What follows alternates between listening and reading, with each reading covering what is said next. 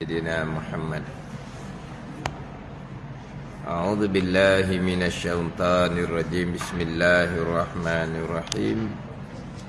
الحمد لله رب العالمين، والصلاة والسلام على سيد المرسلين وعلى آله وصحبه أجمعين. رب اشرح لي صدري ويسر لي أمري واحلل عقدة من لساني يفقه قولي. سبحانك لا علم لنا إلا ما علمتنا إنك أنت العليم الحكيم.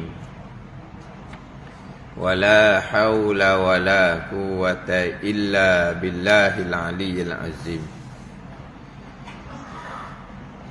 Kitab Faridatul Faraid. Kitab Faridatul Faraid, muka surat 14, baris yang ke-9 daripada atas. Baris yang ke-9 daripada atas. Qala al-muallifu rahimahullahu ta'ala wa nafa'ana bi'ulumihi amin.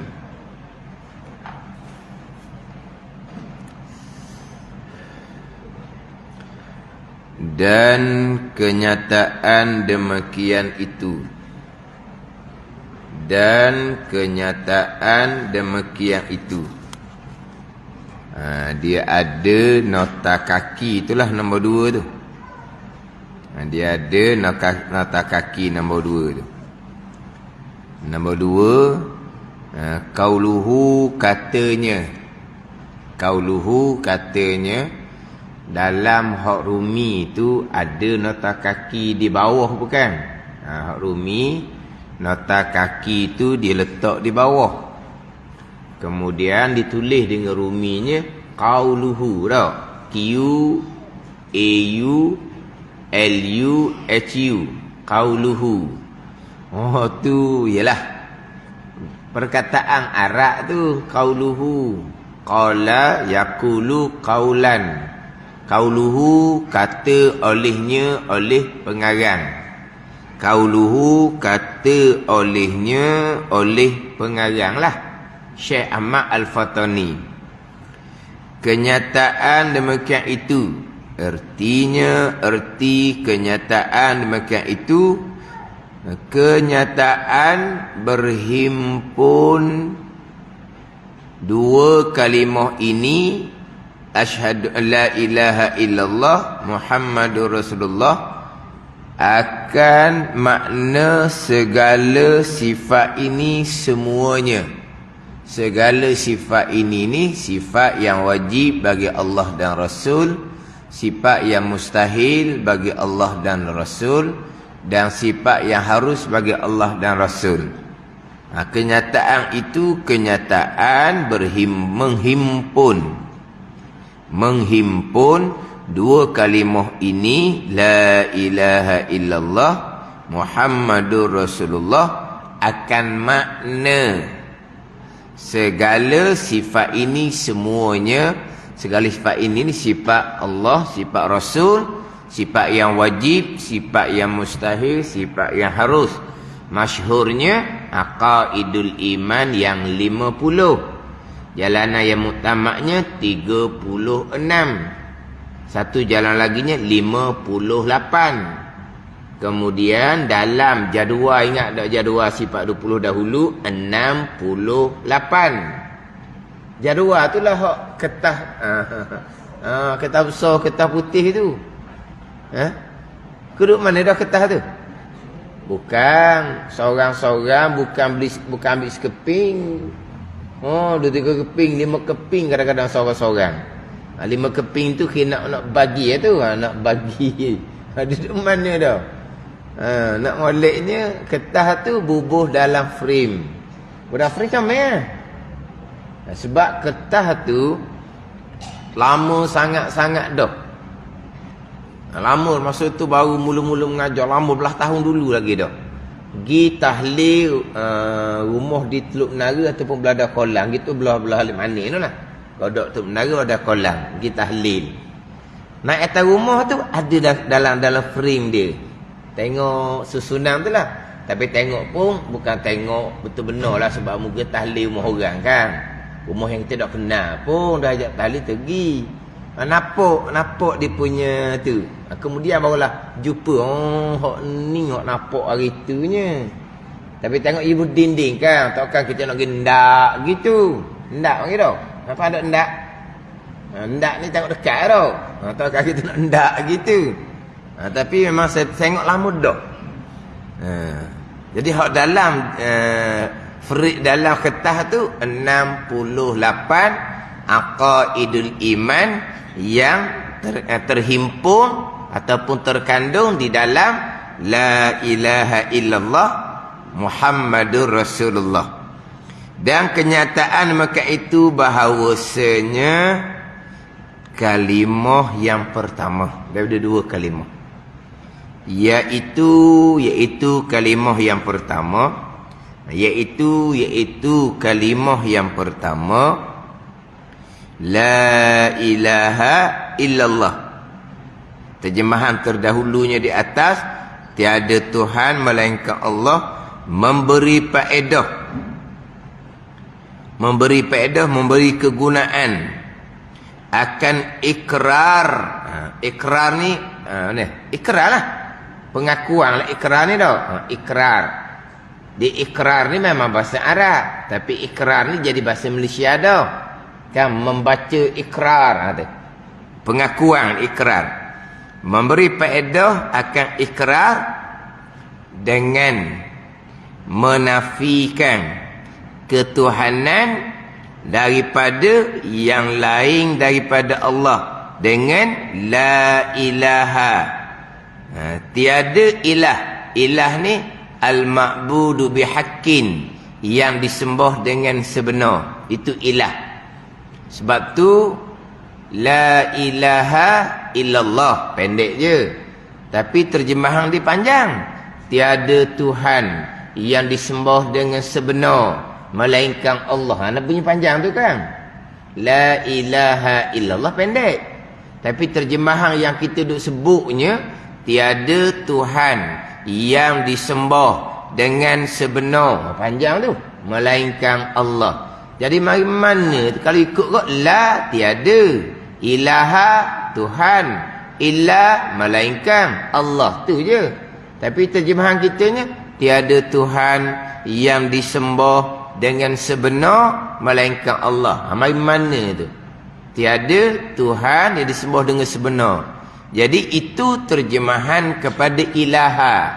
Ilaha ni al-ma'budu bihaqqin, Tuhan yang disembah dengan sebenar, itu panggil ilah. Pada ni. Sebab itulah yang bukan sebenar tu tak panggil Tuhan. Hak tak sebenar tu lah, hak patung-patung tu kita tak panggil Tuhan. Ini kita cakap sama kita lah. Cakap dengan orang dia, itu dia punya keyakinan dia. Tapi kita nak cakap dengan anak kita, jangan duk cakap, ni Tuhan puak ning, ni Tuhan puak ning. Anak kita jadi pening pulaknya. Orang Islam Tuhan tak nampak. Orang bukan Islam Tuhan batu, patung, cokoh. Pening kawan tu. Dah sebut, ni Tuhan puak ning. Tak cakap gitu. Kalau anak tanya, ni kita untuk sesama kita ni. Anak tanya kita, dah gapo cokoh tu? Patung. Awak gapo? Orang sesat, orang kafir. Patung hak dia buat tu, dia buat Tuhan pula. Dia yang buat Tuhan, bukan Tuhan buat dia. Mana kita kena cakap gitulah. Mana kita cakap tu patung ditipu oleh syaitan. Ini kita cakap anak kita. Faham tak? Kita cakap anak kita gitulah. Kita memanglah dilarang mencerca, mengkeji Tuhan agama lain, Bukan kerana kita toleransi, bukan. Kerana kita nak melepaskan mereka balah cerca Tuhan yang sebenar. Tu je. Bukan makna kita ni toleransi. Mana patung tu jangan cerca ke dia. Sebab itu Tuhan bagi orang agama kafir. Kita bukan ada toleransi. Sebab kalau kita cerca patung mereka akan cerca Tuhan kita yang sebenar. Lepas tu kita tak cerca. Tapi kalau kita cakap dengan anak kita, cakap sama orang Islam, itu patung. Bukan Tuhan. Tuhan ni mana Tuhan? Yang disembah dengan sebenar. Bawa panggil Tuhan. Yang disembah dengan sebenar panggil Tuhan. Ilaha al-ma'budu bihaqqin. Yang disembah dengan sebenar tu Tuhan. La ilaha illallah. Tiada Tuhan yang disembah dengan sebenar melainkan Allah. Hak tak sebenar tak panggil Tuhan. Dia mengaku Tuhan lah, bagi merekanya tu dia.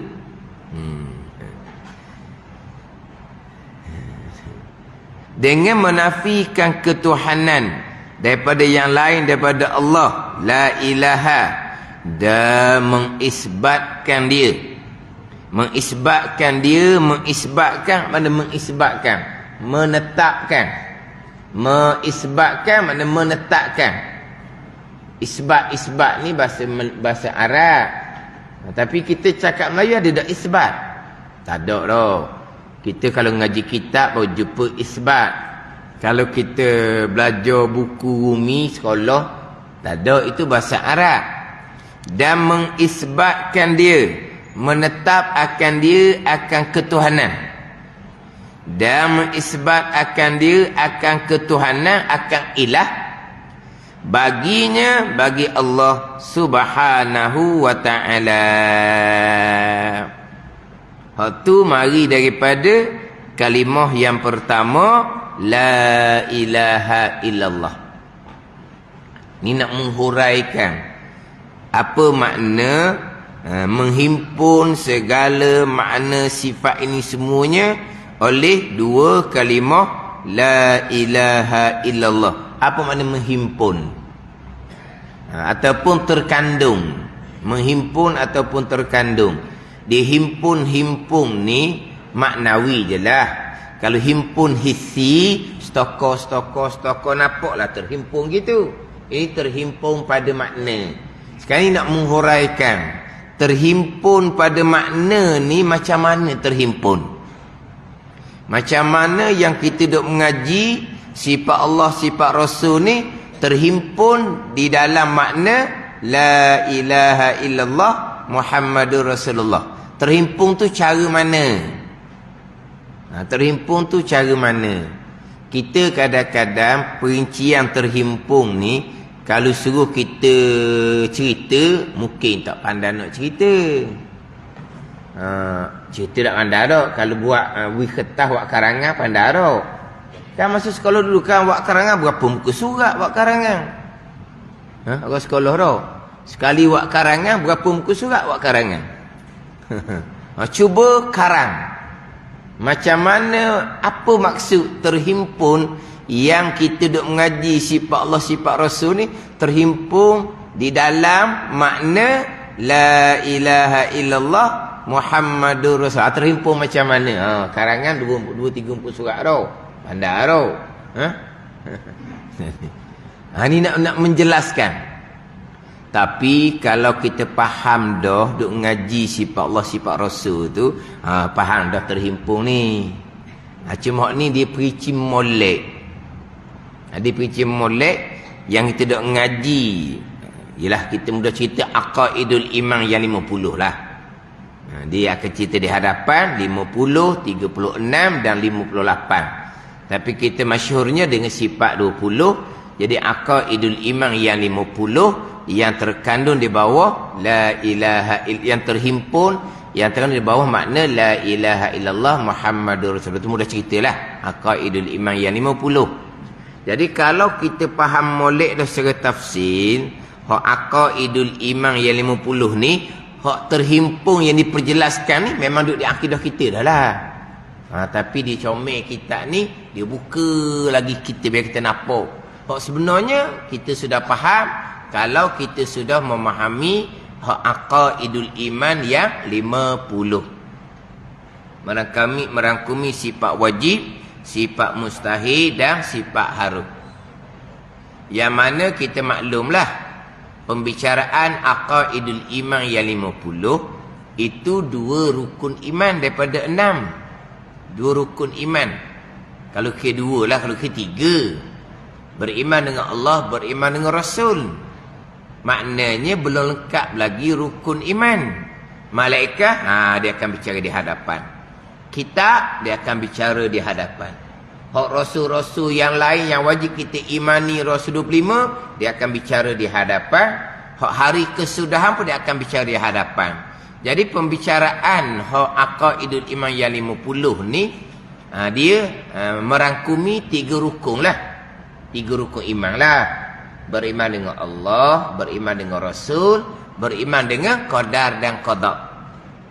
Sebab rukun yang ke-6 terkandung di bawah la ilaha illallah. Qadar dan qada terkandung di bawah la ilaha illallah, sebab terkandung di bawah sifat kudrah, iradah, ilmu. Jadi kudrah, iradah, ilmu inilah aqaidul iman yang 50. Ini kita sebut berulang kali lah. Dia sebenarnya rukun iman yang ke-6 sudah masuk di rukun iman yang pertama. Dan memang ada riwayat hadis ditanya berkaitan dengan iman, Nabi jawab 5 sahaja. Antuk minabillah, bahawa engkau beriman dengan Allah, wa malaikatihi dan segala malaikahnya, wa kutubihi dan segala kitabnya, wa rusulihi dan segala rasulnya, wal yaumil akhir dan engkau beriman dengan hari kesudahan. Itu je. Mana qada dan qada? Dalam riwayat ni tak ada. Sebab tu kalau jawab rukun iman 5 perkara, betul juga. Tapi janganlah jawab gitu, siang kat orang. Rukun iman ada berapa? Ada 5. Rukun iman bukan rukun Islam ni. Ada 5 baloh pula situnya. 5 tu awak ni salah dah. 5 tu rukun Islam. Ya tanya sekarang ni rukun iman. 5 apa kamu ni? Berat ni. Rukun iman pun tukar rukun Islam ni. 5 rukun Islam. Rukun iman 6. Ada riwayat 5 juga. Rukun iman 5, rukun Islam 5. Sebab apa? Sebab qadar dan qada tu sebenarnya sudah masuk di bawah beriman dengan Allah, rukun iman pertama. Ini kita bicara sekarang ni, la ilaha illallah Muhammad Rasulullah ni, hak beriman dengan Allah dan Rasul. Di dalam tu bicara kudrah, iradah, ilmu. Dimulai dengan wahdaniyah pada perbuatan. Itulah rukun iman yang ke-6. Itu dia rukun iman yang ke-6.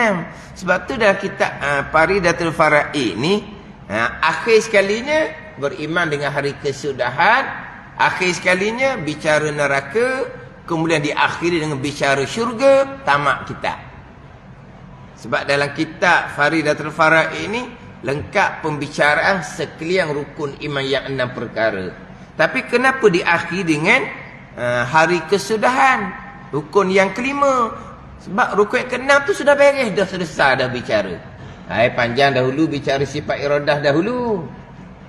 Bicara sifat iradah, hak rukun yang ke-6, termasuk perkara yang dikehendaki oleh Allah, perkara yang jahat. Sudah bicara dahulu kan. Pegangan macam mana ahli sunnah, Mu'tazilahnya macam mana, adab percakapannya macam mana, apakah hukum menyandarkan perkara jahat kepada qadar Allah Subhanahu wa taala. Bicara dah dahulu ni hak di sifat iradah. Itulah pembicaraan hak rukun iman yang ke-6. Jadi sekarang kita bicara hak sifat aqaid iman 50 ni, kira-kira 3 rukun lah. Beriman dengan Allah, beriman dengan Rasul dan beriman dengan qadar dan qada. Hak panjangnya qadar dan qada lah, di bawah tajuk sifat iradah. Hak ni qadar dan qada ni tak selesai-selesai. Hak malaikah, kitab, hari kesudahan Tak ada isu langsung tu.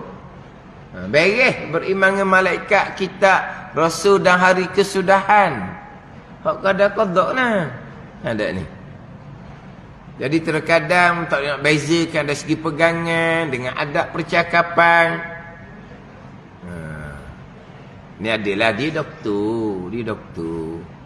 Jadi orang lelaki tu dia kena penyakit ni lah.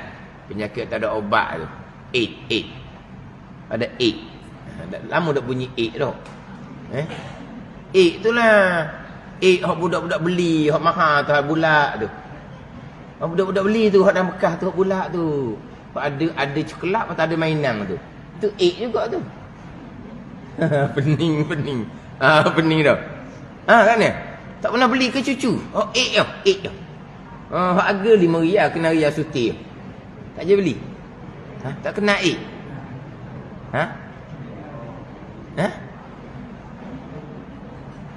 Mahal benda tu RM5 tau. Tak kena. Inilah. Coklat sikit je dalam tu. Cuma dia ada mainan.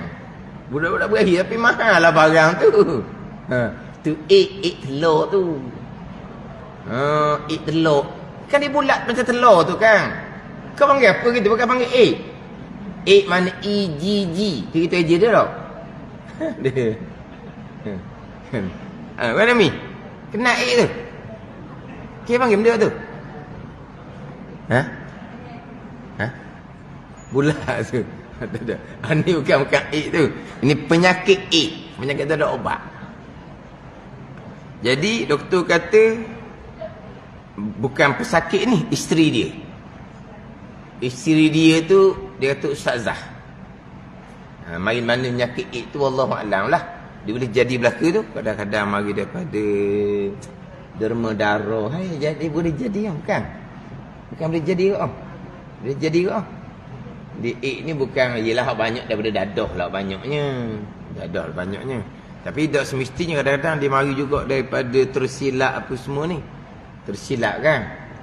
Jadi bila suami dia kena jadi yang ustazah ni dia memang kata hak takdir Tuhan dan seolah-olah doktor kata dia nak menyalahkan Tuhan.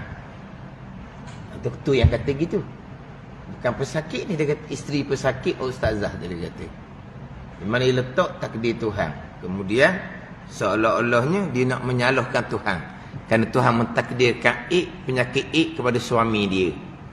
Ada ni. Dia yang pertama, penyakit yang seumpama tu buruk. Yang pertama, jangan sandar kepada takdir Tuhan. Pegangan kita tak gerak dah. Tapi itu benda yang buruk. Jangan sesekali sandar kepada takdir Tuhan. Sama telah pula nak menyalahkan takdir Tuhan. Tak reda dengan qada Tuhan. Apa ada ni? Dia bab pegangan kita tak bicara. Yang salah di situ kerana menyandar kepada takdir Allah. Salah zahir lah. Tauhid dia tak salah. Tauhid betul. Dia nak menyalahkan takdir Tuhan ni, maknanya dia tak ada taat batin, tak ada taat tasawuf, iaitu reda dengan qada Allah. Dia tak ada reda ni. Dia tak ada reda. Di mana apa ni? Dia tidak ada sifat mahmudah. Bab tauhid dia clear sebab memang dia beriman penyakit tu datang daripada takdir Tuhan. Pegangan molek dah. Salahnya kerana percakapan tidak beradab. Sandar kepada takdir Tuhan. Satu dah salahnya. Nak menyalahkan pula Tuhan, dua kali salah. Ada ni. Maknanya dari segi adab percakapan kena jaga. Jangan panggil apa? Menyalah guna panggil tau. Dia panggil apa? Menyalah guna. Ada orang panggil gitulah. Tu kena jaga situ. Pegangan okey lah, pegangan tu tak ada orang bahas dak tu sebab memang hak Tuhan belaka. Comel dah. Tu kata kena halah-halus dalam bab ni. Hak tidak beriman perkara jahat takdir Tuhan tu balik awal tu hak tu. Hak tu balik awal tu habislah tu seumpama tu. Hak ni sekarang ni maknanya dia berimanlah penyakit tu memang takdir Tuhan. Tapi adab percakapan tak dijaga. kemudian nak menyalahkan pula, tu tak reda orang panggil. Itu bab kesalahan zahir lah. Dan kesalahan tidak ada taat batin. Hak bab pegangan tak salah dah. Itu kena berlalu. Waktu dalam kitab kita macam dah dahulu. Hukum menyandarkan perkara yang buruk kepada takdir Allah. Haram menyandar kepada takdir Allah. Kalau nak menghalalkan jatuh murtad waliyazabillah. Kalau nak elok daripada kata-kata orang boleh. Nak elok daripada kata-kata orang. Mana contoh dia gini, bila kena penyakit A, orang pakak duk kata. Dia kalaulah penyakit tu berpunca daripada dosa, bertaubat dengan Allah Ta'ala lah. Kalau penyakit itu diuji oleh Allah kerana berpunca daripada dosa yang dilakukan, bertaubat dengan Allah. Tapi orang ni masih lagi duduk mengungkit. Contohlah. Maka untuk melepaskan daripada kata-kata orang, cercaan orang, syarak membenarkan sandar kepada takdir Allah. Syarak membenarkan. Sebagaimana hak dalam hadis sahih Bukhari Muslim, hak berhujah antara Nabi Adam AS dengan Nabi Musa AS. Itu ada dalam hadis muttafaqun alaihi. Hadis Bukhari Muslim. Roh Nabi Adam berjumpa dengan roh Nabi Musa alaihi salam. Maka Nabi Musa pun adalah Nabi Musa kan, Khalimullah yang bercakap. Maka Nabi Musa tanyalah hak berkaitan dengan Nabi Adam, makan buah khuldi, anta abul bashar, engkau bapa pada manusia, allazi kunta sababan li ikhraji auladika minal jannah bi aklika minasyajarah. Engkau jadi puncalah anak cucu engkau dikeluarkan daripada syurga dengan sebab engkau makan hak buah pada satu pokok tu. Ni kata-kata Nabi Musa alaihi salam. Nabi Musa alaihi salam pada ni ketika berjumpa dengan ruh Nabi Adam alaihi salam. Ni ada dalam hadis sahih Bukhari Muslim ni. Lepas tu dia adalah pembicaraan situ. Akhirnya Nabi Adam SAW mengatakan bahawa asalumuni ala amrin qad qadarullah alayya. Adakah engkau nak mencerca akan daku atas perkara yang sesungguhnya telah mentakdirkan oleh Allah Subhanahu wa taala atas aku qabla an yakhluqani bi arba'ina sanah, sebelum bahu menjadi Allah akan daku 40 tahun. Tetap dah. Mana? Tercatat dah di Lauh Mahfuz ni. Telah tercatat di Lauh Mahfuz akan makan buah khuldi. Faham tak ni? Sebab takdir Allah ni sebelum Allah menjadikan akan daku 40 tahun. 40 tahun tu bukan takdir azali lah. Ada ni. Sekarang Nabi Adam mana jawab baliklah perkataan Nabi Musa yang menanya berkaitan dengan makan buah pada satu pokok tu. Jadi Nabi Adam kata perkara yang telah mentakdirkan akannya oleh Allah atas daku sebelum Allah menjadikan daku 40 tahun. Kalau 40 tahun sebelum Allah Ta'ala menjadikan Nabi Adam, itu bukan takdir azali. Takdir azali tak ada 40 tahun tu. Itu takdir yang tercatat di Lauh Mahfuz. Kena letak situ lah. Kena letak seumpama tu.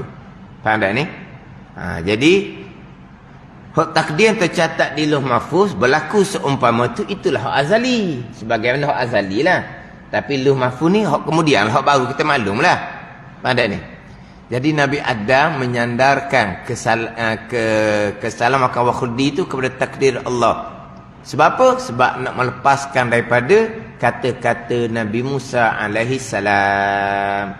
Itu syarak yang mengharuskan. Lepas tu kata Nabi SAW, fahajja Adamu Musa bil hujjah, maka mengalahkan oleh Nabi Adam akan Nabi Musa dengan hujah tadi. Senyap Nabi Musa AS dengan jawapan Nabi Adam AS menyandarkan makam buah tu kepada takdir yang ditakdirkan oleh Allah Subhanahu wa ta'ala. Itu boleh tu untuk melepaskan daripada dikata. Jadi macam contoh tadilah, kalau kata dia kena penyakit AIDS, berpunca daripada dosa yang dilakukan, sudah bertaubah kepada Allah Subhanahu wa ta'ala, tetapi orang masih lagi duduk kata-kata, nak macam mana lagi dah penyakit AIDS ni takdir Tuhan. Boleh? Boleh sandar ke Tuhan apabila nak melepas dari kata-kata. Macam ginilah, kitanya belajar lewat-lewat. Bila kita belajar lewat-lewat ni payah kita nak turut. Nak turut payah, nak faham tu lah payah. Faham dah pun nak lekat lama payah. Dia ni, orang pun katalah, itulah belajar tua-tua ni wa amal, belajar muda-muda. Contoh yang dianya belajar tua-tua, muda-muda tak belajar, sudah bertaubah dengan Allah Subhanahu wa ta'ala. Sebab daripada umur baligh tak belajar fardu ain dosa besar. Malaikat catat dosa besar bermula daripada umur baligh. Sebab bila kita baligh sahaja, kita sudah ada catatan sendiri baik dan jahat. Jadi balik tu umur 12 ke 13 lah tak kira lah. Tak belajar dosa besar tu. Tapi belajarnya kemudian bertaubah dengan Allah. Bila belajar kemudian memanglah payah nak menuruti. Tapi apa lepas nak menuruti ni Allah lah. Belajar begitulah orang tua ni. Belajar nak turut tu payah dah. Ustaz yang mengajar pula laju pula contohnya. Kita lelah dah nak turut belakang. Selalu gitulah. Orang tua kan. Mengajar laju dia lelah, tak imam laju dia lelah. Imam laju terawih itulah, lelah orang tua dia kata. Dia orang tua pasal dia dah, orang muda sukalah laju. Boleh balik cepat, orang tua lelah. Jadi ustaz mengajar laju pula, Allah payah nak turut, payah nak faham. Lepas tu orang kata, itulah, tu baru belajar, muda-muda tak belajar. Dia duk kata gitu. Kita pun Allah kerana dulu tak belajar tu takdir Tuhan. Tujuan apa tu? Tujuan nak lepas daripada duk kata. Syarak mengharuskan. Tu je. Ada syarak mengharuskan. Contohlah kita kata kau, yalah memanglah ada kecuaian kita dalam mendidik. Jadi anak kita tu jadi tak jadi. Apa dah? Jadi tak jadi. Boleh dah. Tak jadilah, mana tak jadi. Tak jadi seorang tu. Jadi terbabit dengan benda-benda yang salah lah kita kata kau. Sekarang lah. Memanglah mak ayah tu ada kesilapan. Mak ayah yang tersilap tu dia sudah bertaubah dengan Allah Subhanahu wa ta'ala. Minta ampun dengan Allah. Lepas tu minta Allah Ta'ala buka hati pada anak yang sudah jadi macam-macam benda Tuhan larang dia buat. Jadi mak ayah ni bertaubat dengan Allah sebab di situ ada kecuaian dia. Dengan sama mak ayah tidak lupa doakan kebaikan kepada anak tadi ni. Dan memanglah mengaku kesilapan di hadapan Allah, kecuaian diri sendiri. Tetapi orang ni kok duduk pakik lah. Anak kamu ni, anak kamu ni, anak kamu. Dia pun jawab, yang berlaku pada anak saya tu takdir Tuhan. Kamu ni benda buruk sandar ke takdir Tuhan? Sandar ke Tuhan sebab mu duk kata macam-macam. Mu tu salah duk kata macam-macam kat orang. Apa dak ni? Kena pandai jawab juga. Jangan hok jenis mokcik membawang ni kalau kena sekali tak mari dah. Selagi tak kena dia mari hari-hari. Tak ada mokcik membawang. Hok mulut sedap-sedap tu lah. Ni. Dah dia okey. Nak orang lagi dah. Hok seorang tu jadi gitu. Takdir Tuhan. Benda buruk jangan sandar takdir Tuhan. Memanglah ada percakapan. Tapi dia haruskan sandar ke Tuhan. Nak melepaskan daripada kata-kata mulut seumpama mulut kamu. Maka syarat mengharuskan. Sebab salah mak ayah. Bertaubat dah. Minta ampun Tuhan dah. Berulang kali minta ampun. Doa kebaikan untuk anak-anak. Tapi memang orang kadang-kadang mulut banyak ni dia akan duduk baki, ungkit. Dia pun sandar pada takdir Tuhan. Tu dia haruskan. Ni. Hak dalam bicara sebab iradah kita dahulu. Tu hak rukun yang tenang. Hak ni hak bicara aqaidul iman yang 50. Mana? Tapi nak cakap mudah-mudah benda buruk nak sandar kata jangan. Nak menyalahkan pula, oh lagi berat nak menyalahkan. Tu lagi berat. Pada ni. Kena faham molek sini. Hak mana tak boleh sandar kepada takdir Tuhan, hak mana yang mana syarak melonggarkan sekejap. Bolehlah. Nak sandar sekadar tu je. Sekadar nak lepas daripada kata orang.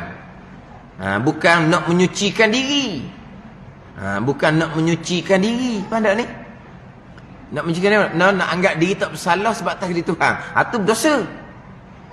Ini bukan nak menyucikan diri, nak menyatakan diri itu tidak bersalah, bukan.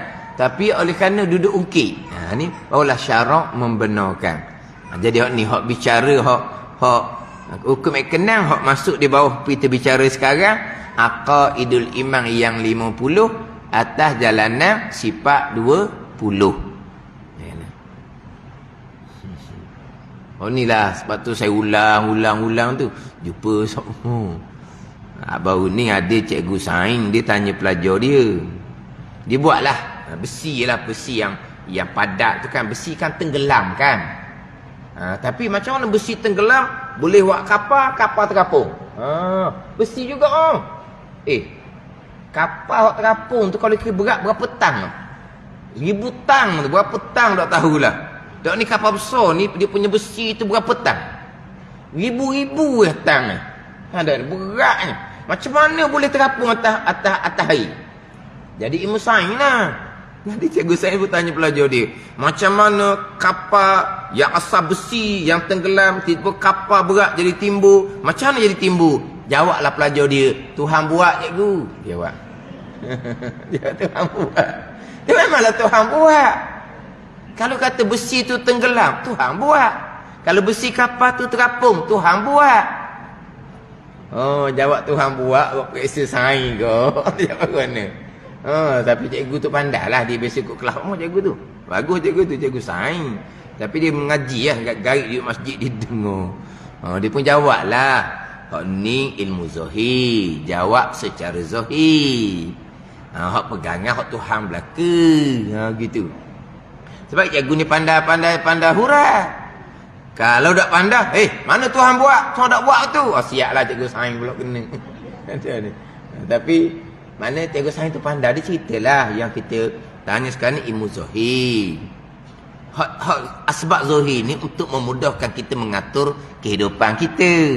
Jadi hak besi padat ni macam nak jadi timbul, kena ada macam-macam lah dia punya ilmu sains dia tu. Zahir dia gitu, sebab tu jadi tidak tenggelam. Ada asbab zahir. Nak jawapan asbab zahir tu lah. Hak pegang Tuhan belaka tu tak dah tu. Anak murid dia jawab, Tuhan buat cikgu. Berapa kali tak kerti nak jawab dah, kali jawab Tuhan buat lah berapa kali. Ni sekarang ni kena itulah, kena kemah ke ni. Takut gigi kata dok langsung kan pun orang noh lah pulaknya. Tapi kalau jawab gitu sungguh memang cikgu akan tak raih, dia akan pakoh, tak pergi markah lah. Sebab tanya tu dari segi hukum asbab. Hukum zahir dia berlaku sebab apa? Besi yang berat asalnya, tiba-tiba kapal tidak tenggelam. Ada faktor sains dia. Itulah jawapan dia. Hak takdir Tuhan tu pegangan. Macam juga kita bicara buat hukum pekoh. Hukum pekoh kan, kalau begini jadi begini. Kalau begini tidak memada, kena tambah begini. Contohlah, kalau hanya semata-mata dengan air, sifat najis masih lagi tertinggal, tak hilang warna atau berbau, maka kena bubuh sabun. Lepas kita sentar-sentar, sifat najis, bau ke, warna ke, masih lagi ada tinggal. Sebab tak hilang dengan semata-mata air, maka kena bubuh sabun. Lepas bubuh sabun, masa lagi tak hilang juga, maka Kompekoh kata suci. Ada ni. Tapi hak dia cakapnya air tak cukup, sabun tak hilang juga. Ada sebut pun Tuhan buat. Atau panggil ilmu zahir. Ilmu zahir gitulah. Zahirnya air lah. Hak najis biasa sifat pun hilang. Tapi kalau najis hak sifat dia kerah, Tak hilang air. Dia kena tambah sabung. Bubur sabung dah pun. Tak hilang juga. Tu. Padahal hilang ke tak hilang ke tak ada kena mena air, tak ada kena sabung. Hak Tuhan belaka buat. Tu bicara bab pegangan. Ni bicara bab asbab. Ada ni. Jadi kena pandai tu lah. Pegangan macam mana, asbab adahnya macam mana. Tu hak masuk di bawah bicara kita dahulu bicara kudrah iradah lah. Kudrah iradah hak berkaitan qada dan qada yang masuk juga di bawah la ilaha illallah Muhammadur Rasulullah. Aqaidul iman yang 50. Sekarang ni nak bicara dahulu hak kalimah yang pertama. La ilaha illallah ni. Memberi faedah. La ilaha illallah inilah tauhid wahdaniyah. La ilaha illallah. Nanti di hadapan dia akan bicara satunya nafi la, satunya isbat netap illallah. Jadi didatangkan nafi dan isbat, kaedah bahasa Arab dibawa kaedah hasar. Hasar makna Allah jua Tuhan, Allah saja Tuhan, Allah je Tuhan. Allah saja Tuhan inilah wahdaniyah. Jadi la ilaha illallah ni dipanggil kalimatut tauhid. La ilaha illallah dikenali dengan kalimatut tauhid. Wahdaniyah ni la ilaha illallah. Wahdaniyah pada zat, wahdaniyah pada sifat, wahdaniyah pada perbuatan. Ni tauhid tidak mensyirikkan Allah ni, terutama pada perbuatan tu. Ni hak la ilaha illallah ni wahdaniyah. Jadi waktu kata la ilaha illallah ni terkandung di bawah tu hak rukun iman yang keenam. Memberi faedah akan ikrar. Ikrar di sini dengan lisan, sebab ini bagian Islam. Ikrar dengan lisan, dengan menafikan ketuhanan daripada yang lain daripada Allah Ta'ala, dan mengisbatkan dia, mengisbatkan ketuhanan, ilah lah ketuhanan ni baginya, bagi Allah Subhanahu wa Ta'ala.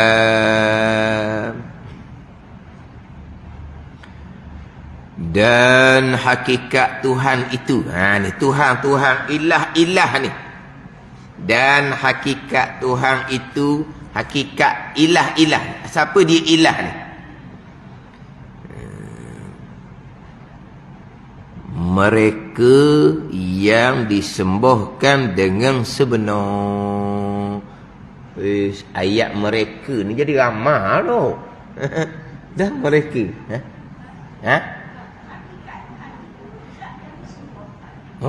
Gitu. Dan hakikat Tuhan itu zat disembah dengan sebenar. Saya dak mereka. Mereka yang disembah dengan sebenar. Cuba tengok turun bawah sikit, turun bawah lagi. Maka makna la ilaha illallah, cuba dak? Turun sikit. Cuba dak? Maka makna la ilaha illallah itu tiada apa tiada? Tiada Tuhan pula. Saya mereka pula gitu, mereka lagi. Dah. Sekarang bawah sikit. Maka makna la ilaha illallah itu tiada mereka disembah dengan sebenar pada nafsil amri itu melainkan Allah. Tiada mereka juga. Itu tiada Tuhan. Dengan sebenar pada nafsil amri itu melainkan Allah. Tiada Tuhan. Saya tiada mereka. Hak Rumi? Tuhan. Hak tadi? Dan hakikat Tuhan itu zat. Saya Jawi lama ni. Hak saya ni muka surat 17. Tadi muka surat apa tadi? Muka surat 14 dah. Saya habis dulu lah. Saya habis dulu lah. 17 dah. Muka surat 14 lambat lah habis. Muka surat 17 saya ni. Kan sebenarnya saya pernah sebutkan cerita. Saya mengajar tahun dah mengajar, setahun lebih dah. Saya beri macam gini lah. Beritahu muka surat, beritahu baris. Beritahu muka surat, beritahu baris. Seorang tak maklum. Ustaz tak jumpa sehari ya. Sebab saya muka surat lain, awak belajar pakai hak ni lah. Muka surat lain. Muka surat lain. Mana saya beritahu muka surat dengan baris memang tak betul lah. Tak betul dengan hak pegang kitab baru ni lah. Tapi yang duk dengar tu tak ada ustaz tak jumpa pun. Ataupun tak sama pun. Tak ada seorang. Kita ada depan. Pakali tak pandai jauhi bang kali tu. Ya? Pegang kitab saja ke mana? Dak mana ke tahu. Sebab sama-sama jauhi.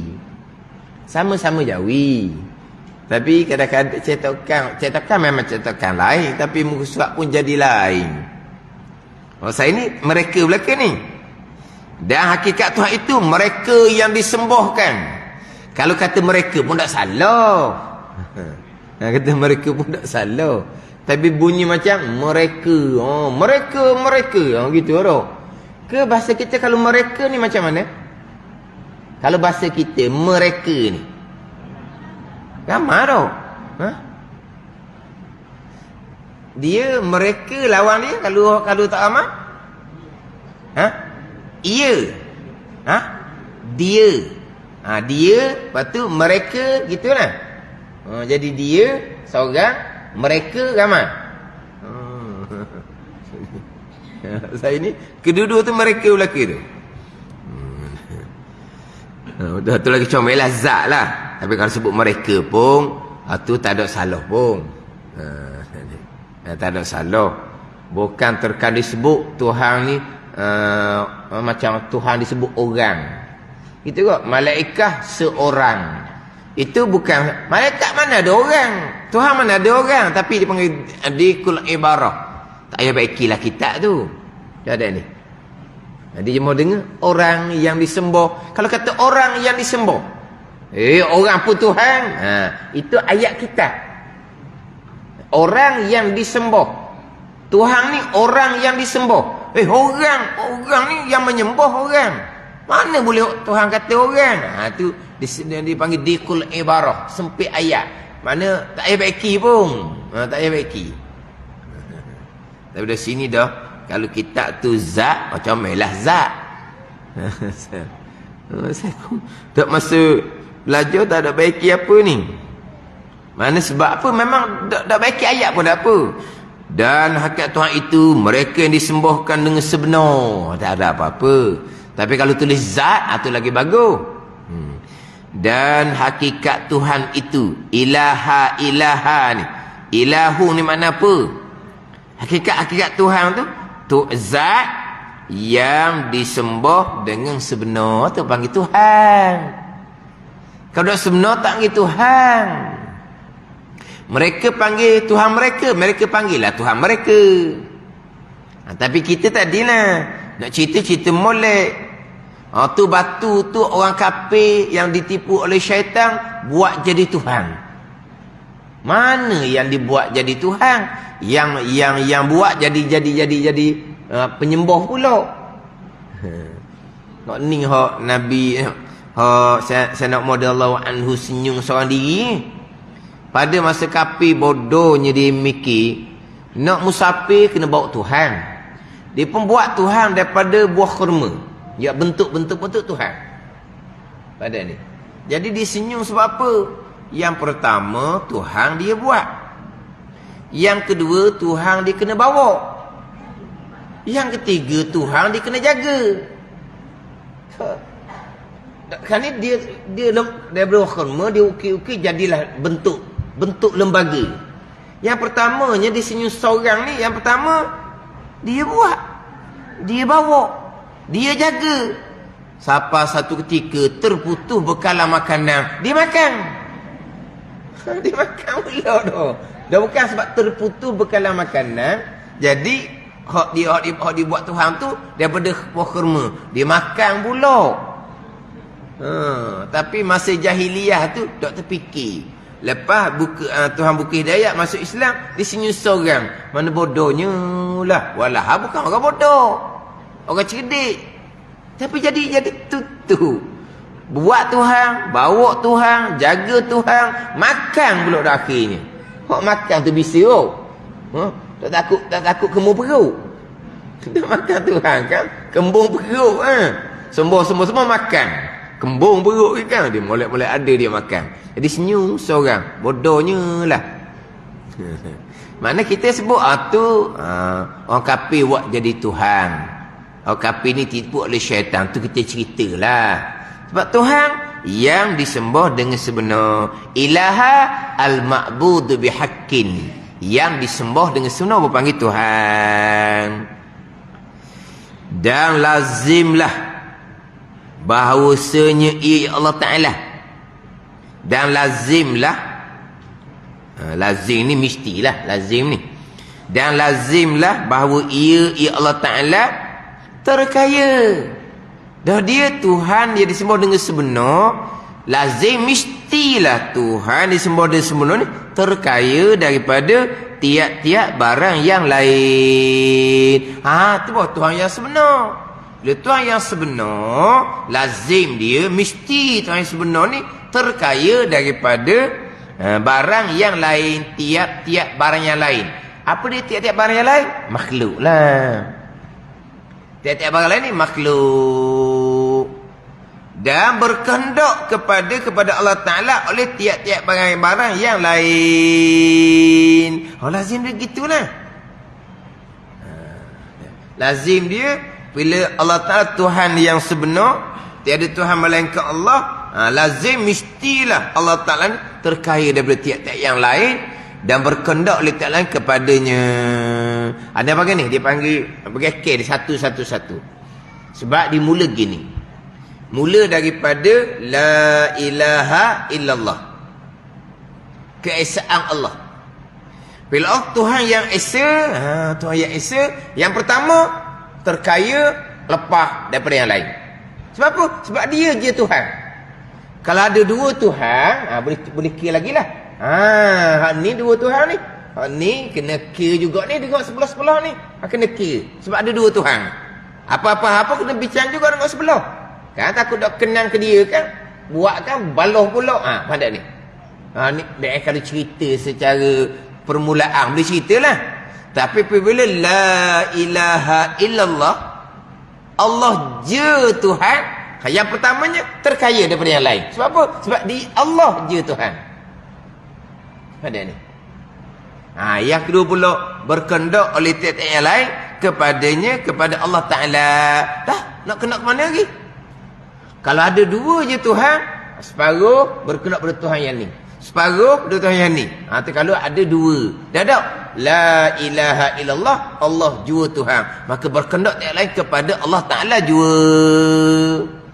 Ini dia Tuhan yang sebenar. Sebab tu kata kalau ada dua je Tuhan, dua-dua bukan Tuhan. Pada takdir, kalau ada dua Tuhan. Kalau ada dua Tuhan, contohlah. Tuhan satu cara hal langit. Tuhan satu cara hal bumi. Jadi langit makhluk yang besar, bumi pun makhluk yang besar. Jadi Tuhan yang langit tu mengharapkan Tuhan bumi cara hak bumi. Tuhan bumi mengharapkan Tuhan langit cara hal langit. Tak terkaya lah kau panggil. Kemudian pula hak di langit tak berkehendak pada Tuhan bumi, hak di bumi tak berkehendak pada Tuhan di langit. Kalau pesen tu tidak terkaya daripada yang lain, tidak berkehendak pada oleh sekian tiap yang lain, maka tu bukan Tuhan. Kalau ada dua gitu, dua-dua bukan Tuhan. Sebab apa? Sebab Tuhan lazimlah terkaya daripada yang lain dan berkehendak yang lain kepadanya. Itu baru Tuhan yang sebenar. Itu Tuhan yang esa. Dia akan pergi pula pada makna istighna dan makna iftikar. Yang kita duk mengaji ni ginilah kita duk mengaji. Cuma huraian sambung-sambung tu kita tak pandai nak buat macam tadilah, nak buat karangan tu tak pandai. Dan bila kita mengaji sifat 20, Allah jua Tuhan yang esa, Tuhan yang ada tidak ada permulaan, maka Allah terkayalah lepas daripada segala-galanya. Ada ni. Kita daklah kita berkehendak kepada Allah, dan kita pula ni berkehendak hanya kepada Allah jua pada segala-gala perkara. Sebab apa? Sebab Allah jua yang esa pada perbuatan. Allah yang kudrah jualah yang menjadikan segala-galanya. Kita berkehendak apa perkara hanya kepada Allah. Sebab Allah yang menghidupkan kita, Allah yang nampak mata kita, Allah yang dengar telinga kita, Allah yang menjadikan keluar bunyi-bunyi daripada lidah kita. Maka semua tu perbuatan Allah. Maka akan berkehendak hanya kepada Allah Ta'ala jua. Tu pegangan lah. Ada pun hati kita, alhamdulillah boleh bernafas lagi pagi ni, boleh hidup. Alhamdulillah Tuhan jadi mata terang lagi. Mana pakai mata Tuhan nampak boleh baca kitab contohnya. Alhamdulillah Tuhan telinga comel boleh dengar molek orang ngajar. Itu pada zahir. Hakikatnya itulah perbuatan Allah. Hakikatnya kita semata-mata berkehendak pada Allah. Tapi oleh kerana dalaman kita tak kuat, kita banyak gantung kepada asbab. Tak ada salah apa pun. Tapi hakikatnya gerak diam kita tu siapa yang buat? Allah yang buat. Mana berkehendak hanya kepada Allah. Tapi kita zahirnya kok nak gerak diam kena ada kenderaan. Kenderaan anak ambil. Tak geraklah kitanya. Dah orang ni tak pergi ke mana, tak nampak lama. Tak gerak. Kereta anak guna. Tengok tu. Sebab kita nak gerak ni berkehendak, berhajat kepada kenderaan. Itu pada zahir. Pada hakikatnya gerak diam Allah yang buat. Hanya berkehendak pada Allah dari segi hakikat. Tapi dah kita tak sampai makam hakikat, kita bergantung kepada asbab. Asbab lah. Nak bergerak dengan kenderaan, nak tertutup aurah dengan pakaian. Nak tertutup aurah kita ni tidak, kalau aurah tidak tertutup, berdosa kita buka aurah. Maka nak tertutup aurah, kita berkehendak kepada pakaian. Ada ni. Berkehendak pada pakaian untuk menutupi aurah. Carilah kain duk mana ni, nak turun tanah ni. Sebab apa? Turun gitu, berdosalah kepala duk tudung. Carilah kain. Sebab apa? Nak turun tanah. Sebab apa? Nak tutup aurah. Tutup aurah memanglah kena ada kain. Tak ada kain tidak akan tertutup aurah. Maka kitanya, tengok tak. Berkehendak kepada kain itu sepenuhnya. Walhal siapa yang menjadikan aurah kita tertutup? Allah, bukan kain. Ada ni. Allah bukan kain. Tapi dah kitanya duduk di makam asbab, kita bukan sampai makam hakikat. Gitulah kitanya. Gantung pada asbab. Allah tak tahu duduk mana kain, bakal turun. Contohnya. Sebab apa tak boleh turun? Sebab aurah terbuka. Mujur ada kain, boleh turun tanah. Sebab boleh tutup aurah dengan kain. Yang menutupi aurah ni Allah buat ke kain buat? Allah pegangan. Itu hakikat dia gitu. Kenapa kita duduk gantung pada asbab? Kita duduk makam asbab kitanya. Kalau berpegang di akidah, tak ada orang pegang gini. Semata-mata kain lah yang menutupi aurah kita, yang tidak berkait dengan kekuasaan Allah. Kapi terus pegangan tu.